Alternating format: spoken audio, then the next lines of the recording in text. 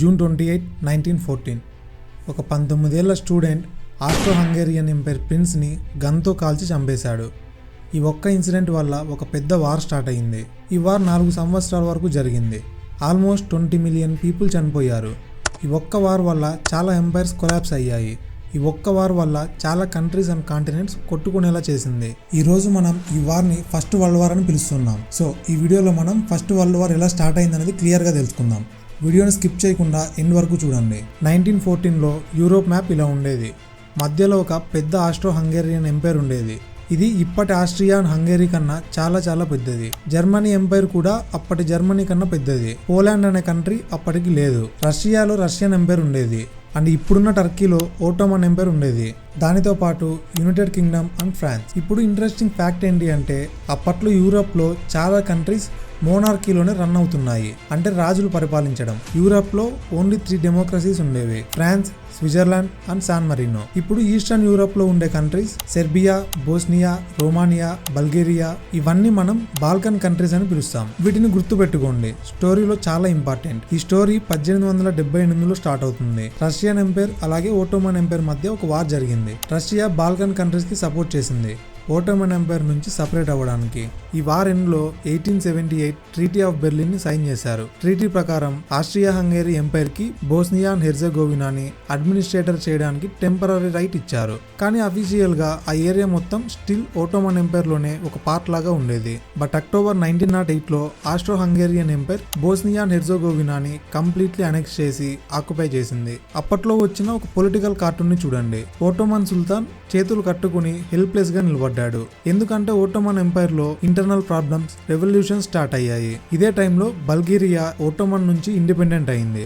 మీరు left side లో చూసే ఆస్ట్రియన్ మహారాజా ఫ్రాన్స్ జోసెఫ్ మ్యాప్ నుండి బోస్నియా హెర్జెగోవినాని లిటరల్ గా చింపేస్తున్నాడు. ఇప్పుడు ఈ బోస్నియా అండ్ హెర్జెగోవినా రీజన్ 400 సంవత్సరాలు ఓటోమన్ రూల్ లో ఉండేది. ఫ్రీడమ్ రావాలని ఎక్స్పెక్ట్ చేస్తుంటే ఇంకొక ఎంపైర్ వచ్చి వాళ్ళని క్యాప్చర్ చేసేది.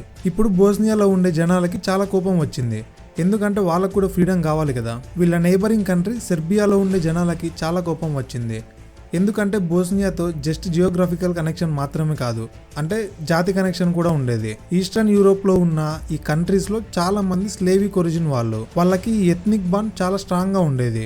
మ్యాప్ బాటమ్ లో కనిపించే కంట్రీస్ లో ఉండే పీపుల్ వాళ్ళు సౌత్ స్లేవ్స్ అని పిలుచుకుంటారు. ఈ దేశాల్లో చాలా మంది సౌత్ స్లేవిక్ నేషన్ కావాలని డిమాండింగ్ చేస్తున్నారు. సెర్బియా అప్పుడే కంప్లైంట్ చేసింది, ఆస్ట్రియా హంగేరీ కేవలం బోస్నియానే కాదు, మన సౌత్ స్లేవిక్ ని కూడా ఇన్వైట్ చేస్తుందని అనింది. ఇప్పుడు ఈ ఆక్యుపేషన్ చేసే ముందు Austria Hungary foreign minister already రష్యాతో ఒక సీక్రెట్ అగ్రిమెంట్ చేశాడు. మేము బోస్నియానే ఆక్యుపై చేస్తాము, మీరు అబ్జెక్షన్ చేయకుండా ఇన్ రిటర్న్ మీకు వేరే బెనిఫిట్ ఉంటుంది అని చెప్పారు. రష్యా యాక్సెప్ట్ చేసింది, ఎందుకంటే రష్యా వేరే వాటిపై కంట్రోల్ చేయాలి అని అనుకుంటుంది. ఒక్కసారి ఈ మ్యాప్ని చూడండి. బ్లాక్ సీ కింద ఉన్నది సీ ఆఫ్ మర్మరా, మధ్యలో బాస్పరస్ స్ట్రైట్. ఇది ఇస్తాన్బుల్ ని 2 పార్ట్స్ గా డివైడ్ చేస్తుంది. ఈ రీజియన్ అప్పటికి ఓటోమన్ ఎంపైర్ దగ్గరే ఉండేది, బట్ రష్యా ఇది కంట్రోల్ చేయాలని కోరుకుంటుంది. So Russia Austro Hungarian empire తో మేము ఈ ఏరియాని ఆక్యుపై చేస్తాము, మీరు మాకు అడ్డు చెప్పకండి, మీరు బోస్నియాని కబ్జా చేసుకోండి, మేము మీకు అడ్డు రాము అని చెప్తుంది. ఇది ఒక మంచి డీల్. కానీ అప్పుడే ఒక ప్రాబ్లం వచ్చింది. రష్యాలో చాలా మంది స్లేవిక్ పీపుల్ ఉన్నారు. ఈ డీల్ తర్వాత వాళ్ళు అంతా ప్రొటెస్ట్లు స్టార్ట్ చేశారు. మేము ఎలా ఒప్పుకుంటాము? ఆస్ట్రో హంగేరియన్ ఎంపైర్ అక్కడ స్లేవిక్ జనాలను కబ్జా చేస్తే సీక్రెట్ అగ్రిమెంట్ తర్వాత కూడా రష్యన్ ఫారెన్ మినిస్టర్ స్లోలీ సెర్బియాకి సపోర్ట్ ఇవ్వడం స్టార్ట్ చేశారు. 1909లో ఆస్ట్రో హంగేరియన్ ఎంపైర్ జర్మనీని అడుగుతుంది, సపోజ్ మేము సెర్బియాని అటాక్ చేస్తే రష్యా మధ్యలోకి వస్తే మీరు మాకు సపోర్ట్ చేస్తారా అని. జర్మనీ అప్పుడు తప్పకుండా సపోర్ట్ చేస్తామని చెప్తుంది. ఇంకో పక్క రష్యా ఫ్రాన్స్ని అడుగుతుంది. చూడండి, ఆస్ట్రో హంగేరియన్ ఎంపైర్ ఆల్రెడీ బోస్నియాని కబ్జా చేసింది, ఇప్పుడు సెర్బియాని అబ్జెక్ట్ చేసింది. ఆస్ట్రియా అండ్ జర్మనీ ఇద్దరు కలిసి ప్లానింగ్ చేస్తున్నారు సెర్బియాని అటాక్ చేయడానికి. అలా జరిగితే ఇద్దరం కలిసి సెర్బియాని సపోర్ట్ చేద్దామని అడుగుతుంది.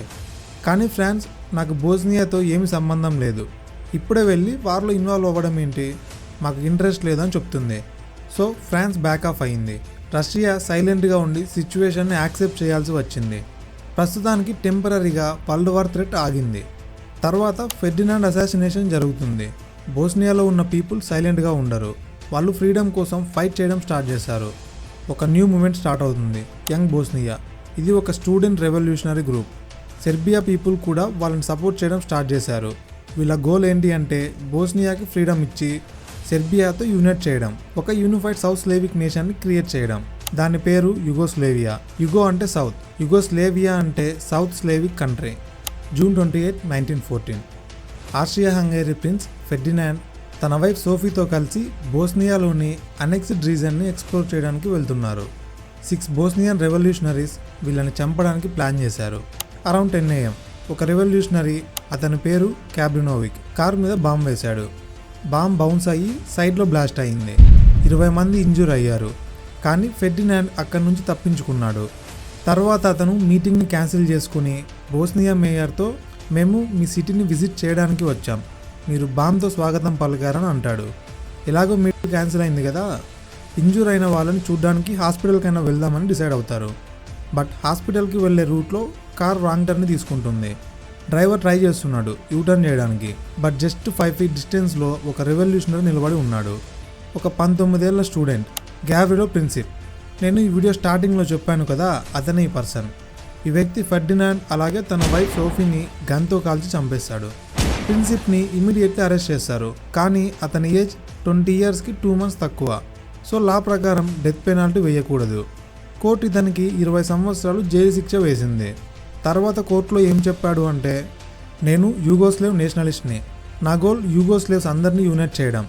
ఈ యూగోస్లేవ్ ఏ స్టేట్ కిందకి వస్తాడో నాకు సంబంధం లేదు. ప్రస్తుతానికి ఆస్ట్రియా నుంచి ఫ్రీడమ్ కావాలి. ఆస్ట్రో హంగేరియన్ ఎంపైర్ కింగ్కి ఆగ్రహం వచ్చి కోపంతో సెర్బియాపై వార్ని డిక్లేర్ చేశాడు. ఇది చూసిన రష్యా సెర్బియాని అటాక్ చేశారు అని, సో రష్యా సెర్బియాని కాపాడడానికి వచ్చింది. రష్యా ఇన్వాల్వ్ అవ్వడం చూసిన జర్మనీ ఆస్ట్రో హంగేరియన్ని కాపాడడానికి వచ్చింది.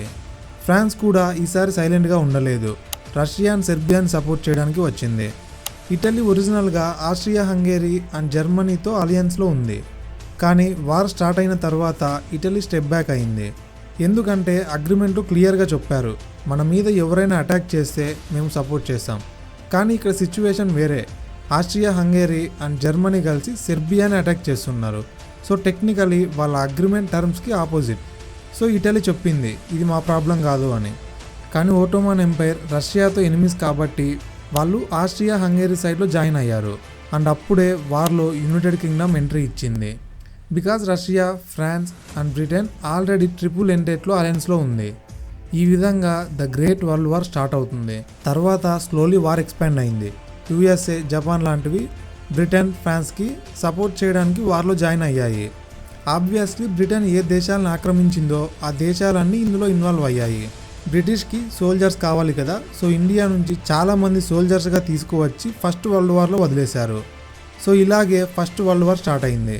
కానీ ఆ యుద్ధంలో అసలు ఏం జరిగింది, ఎవరు గెలిచారు, ఎవరు ఓడిపోయారు, అది నెక్స్ట్ వీడియోలో ఫుల్గా చెప్తాను. సెకండ్ వరల్డ్ వార్ గురించి, దాంట్లో కంట్రీస్ ఎలా పార్టిసిపేట్ చేశాయి, దాంట్లో ఇండియా ఎలా ఇన్వాల్వ్ అయింది అనేది నెక్స్ట్ ఎపిసోడ్లో చూద్దాం.